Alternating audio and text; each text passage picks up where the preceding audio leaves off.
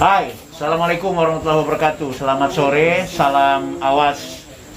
Saya di kantor Bawaslu bersama dengan Ketua Bawaslu Kota Manado, Bapak Marwan Kawinda. Lagi dan lagi. Selamat sore, Ketua. Selamat sore. Oke, selamat sore. Di sini kita sedang menyiapkan data-data calon pendukung. Bukan calon pendukung ya, data-data masyarakat yang memberikan dukungan kepada calon perseorangan atau calon independen di Pilkada 2020. Kebetulan di Kota Manado kita ada satu pasangan calon yang akan bertarung di Pilkada 2020 ini dengan jalur independen. Nah, mulai besok itu akan ada verifikasi faktual terhadap mereka-mereka yang memberikan dukungan. Saya minta izin melepas ini aja ya, kan kita berjarak tuh Ketua. Jadi besok itu kita akan mengutus seluruh pengawas kelurahan untuk melakukan pengawasan terhadap jalannya verifikasi faktual yang dilakukan oleh PPS. PPS artinya panitia pemungutan suara yang ada di tingkat kelurahan, mereka ada 3 orang, akan terjun ke rumah-rumah pendukung calon perseorangan tersebut. Kita akan verifikasi. Nah, Bawaslu akan mengawasi itu. Bersama Pak Marwan Kawinda, saya mau menginformasikan ke teman-teman, ke seluruh masyarakat Kota Manado secara khusus, kita bincang-bincang soal apa sih potensi-potensi pelanggaran yang kemudian menjadi objek pengawasan dari Bawaslu pada verifikasi faktual. Bukan tidak mungkin akan terjadi sesuatu yang tidak kita inginkan.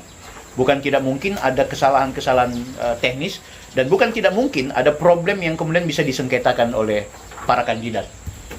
Ketua, jabarkan secara singkat apa-apa yang menurut Ketua selain soal regulasi atau hal-hal apa yang barangkali bakal terjadi di lapangan. Seperti kita tahu kan mekanisme atau regulasi yang ada di KPU dalam Verpak ini kan pertama itu kan menyesuaikan dengan apa yang dimasukkan awal sebenarnya di verifikasi. Sebelumnya mereka sudah memasukkan ada 38.000 lebih ya. 34.000 sekian. Di Vermin akhirnya jadi 31.000 sekian. Okay. Tapi di verifikasi lagi ada kegandaan. Ada apa lagi sama tidak terdaftar di DPT apa segala macam. Jadi sekarang diverifikasi data 29.270 lebih sekian lah. Kita ulangi. Pertama ada pengumpulan KTP. Setelah dilakukan verifikasi KTP ada yang double, ada juga yang tidak masuk dalam DPT Kota Manado. Begitu diverifikasi dari yang seharusnya 38.000 turun menjadi 34.000. 34.000. Iya, 34.000. Kemudian kita verifikasi lagi ada 29.000. Sekarang 29.200 lebih. 200 lebih untuk di Verpak ini. Di Verpak besok. Kan syarat dukungan kan berapa? 30.885 minimal syarat dukungan. Jadi itu ya. Nah, kecenderungan di sini kan ini kan diverifikasi apa benar orangnya, apa KTP-nya itu, umurnya. Kan kalau ada KTP berarti kan sebagai pemilih. Nah, itu yang diverifikasi.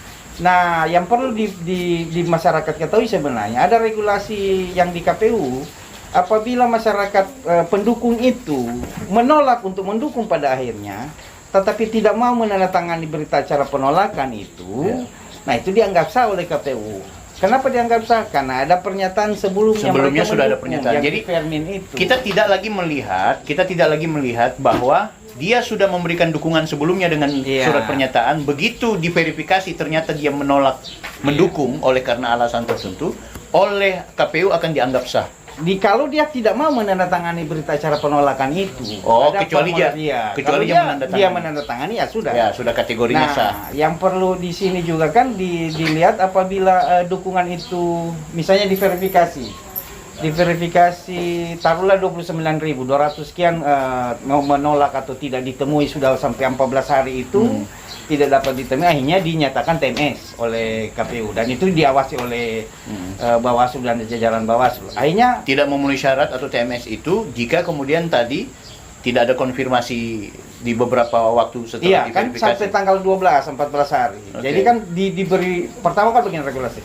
Apabila pertama tidak ditemui, akhirnya itu ke pasangan calon, itu diminta melalui LO untuk dicoba dihubungi. Apabila tidak dalam waktu itu sampai sebelum tanggal 12 itu LO itu kumpulkan atau gimana, dikumpulkan di satu tempat itu diverifikasi. Tapi apabila tidak, maka di TMS tidak memenuhi syarat. Nah, kalau tidak memenuhi syarat, ada perbaikan.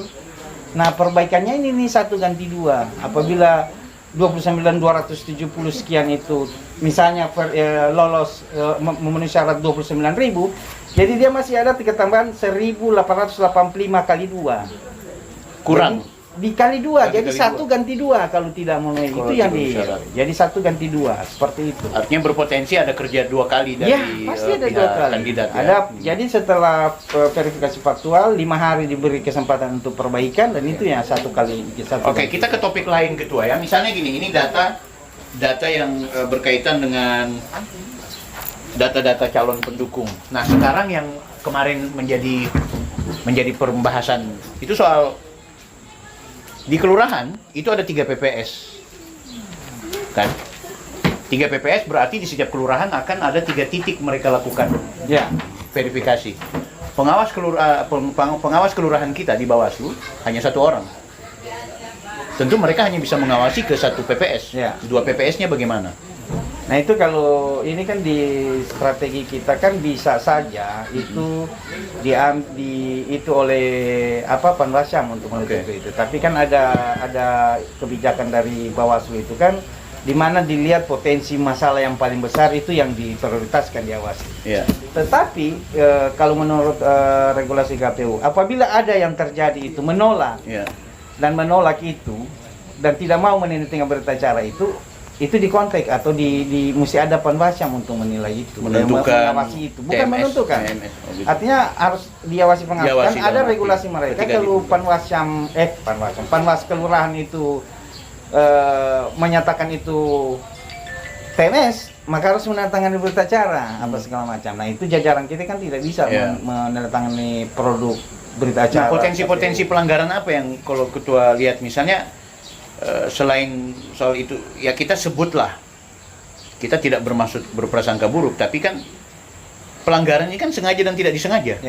Ada yang memang karena persoalan administrasi, karena memang kesalahan teknis, tapi tidak menutup kemungkinan, apalagi jumlah dukungan yang belum 100%, maka bisa saja ada kemudian tindakan-tindakan yang menurut saya yang perlu diawasi secara ketat. Nah ini misalnya pendukung itu tidak dapat ditemui walaupun sudah berapa kali. Lalu dari PPS itu kan bisa saja mereka nyatakan dapat ditemui orangnya itu kan, tapi kan mesti ada foto segala macam. Itu harus dibuktikan. Nah itu bisa saja. Nah itu yang perlu diawasi. Bisa saja kan disengaja digugurkan misalnya, tidak diberi waktu sesuai regulasi yang ada 3 hari atau sampai terakhir tanggal 12 itu harus ditemui, atau orangnya tidak ada, mungkin dalam perawatan misalnya pandemi ini dalam perawatan rumah sakit itu kan by phone, di call, video call itu. Nah, itu harus diawasi oleh jajaran kita sih, Panwas kelurahan, bahwa memastikan betul-betul itu orangnya betul atau ini hanya kamuflase atau segala. Itu kan potensi-potensi permasalahan. Terakhir, menurut Ketua, seberapa penting publik harus ikut terlibat dalam mengawasi verifikasi faktual ini? Saya kira penting sekali, karena kan ini proses untuk menjadi calon pemimpin. Jadi publik itu kan mau tidak mau atau harus suka tidak suka itu harus terlibat, karena kan 5 tahun ke depan tidak menutup kemungkinan ini jadi pemimpin kita ke depan kan, ya tidak menutup kemungkinan. Jadi publik atau masyarakat itu mau tidak mau atau suka tidak suka harus terlibat dalam pengawasan atau melihat-lihatnya itu untuk mengawasi tidak ada kecurangan kan, untuk hasil qualified atau kualitas pilkada ini yang baik itu harus ada keterlibatan dari masyarakat itu sendiri kan?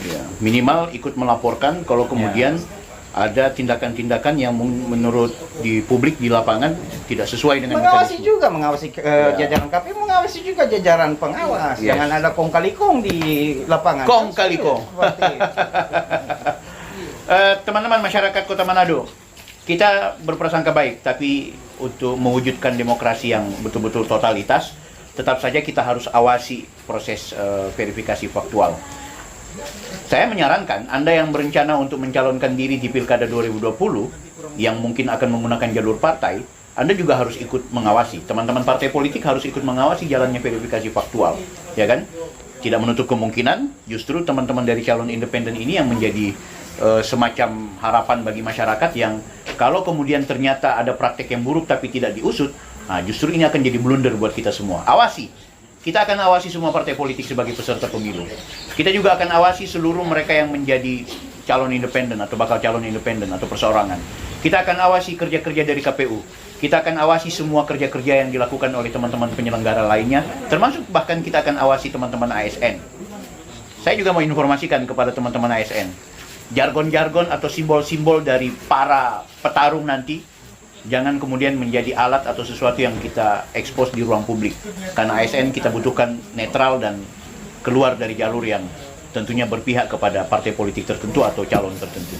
Jaga kesehatan, kita awasi jangan sampai verifikasi nanti ada masalah yang berkaitan dengan penyelenggaraan, sekaligus kita awasi protap COVID-19.